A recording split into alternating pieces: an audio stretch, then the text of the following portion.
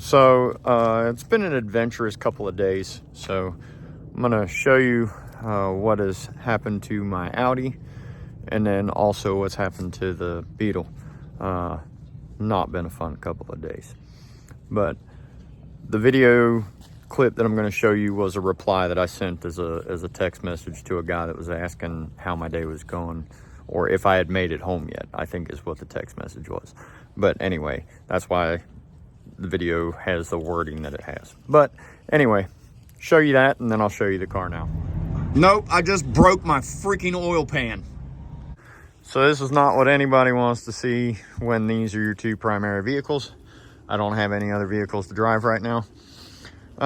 So I spent the better part of 3.5 hours at the gas station trying my best to seal the oil pan up. You can see it's still leaking, but I was able to drive it home.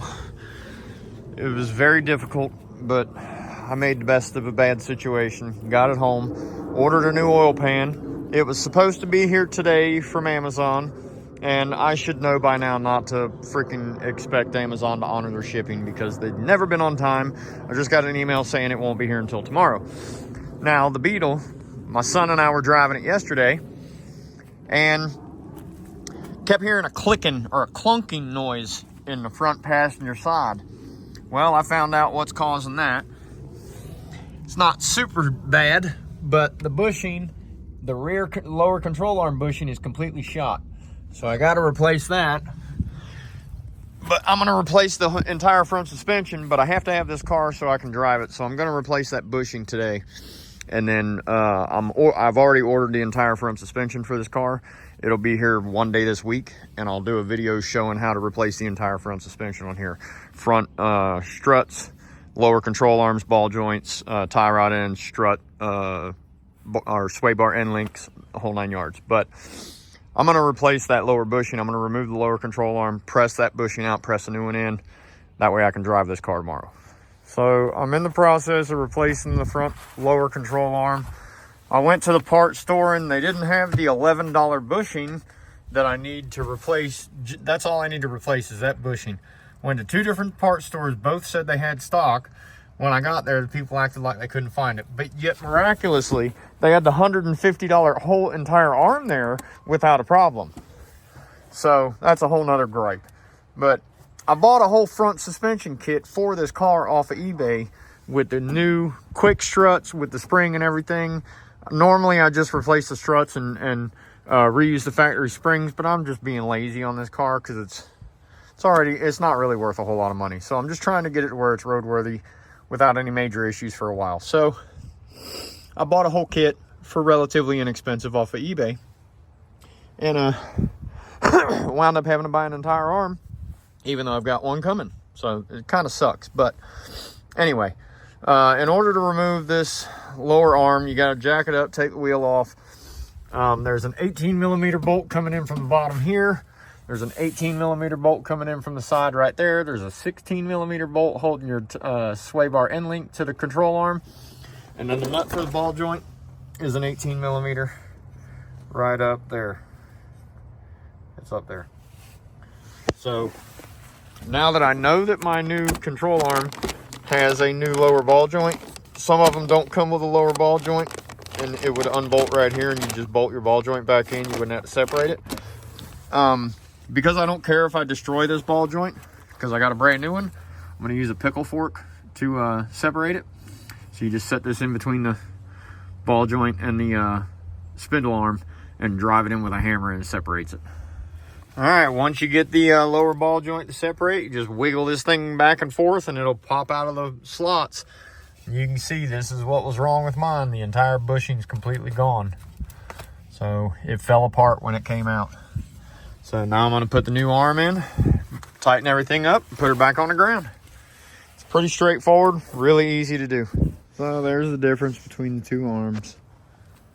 This one, you can see the bushing's obviously busted out, but that bushing is toast. Totally roached. It may even go in that way, I'm not even certain. Yeah, it looks like it goes in that way. Who even knows? But anyway. Yeah, so Out with the old, in with the new. All right, guys, so here's the oil pan after I removed it, and it got cracked pretty freaking good. There's a crack across there. There's a crack across there. This entire corner right here is busted out. And then this was busted over here.